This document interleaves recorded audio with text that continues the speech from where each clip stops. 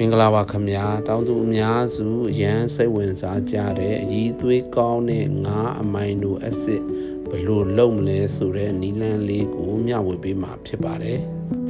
အရည်သွေးကောင်းမွန်တဲ့ငါးမိုင်နိုအက်ဆစ်ရရှိဖို့အတွက်ကိုငါးလိုအပ်ပါတယ်နောက်ပြီးတော့တကားရည်အချိုရည်ဖြစ်တဲ့တကြားထညက်တင်လဲရည်တစ်ခုခုရှိရင်ရပါပြီအခုလိုငါးသေးသေးလေးတွေကိုသုံးတာတော့အကောင်းဆုံးဖြစ်ပါတယ်တချို့ငါးအကြီးတွေဆိုလို့ရှိရင်လည်းငါးကိုကြိတ်ပလိုက်ပါဒါမှမဟုတ်နှုတ်လေးဆင်းပြီးမှပြုလုပ်နိုင်ပါတယ်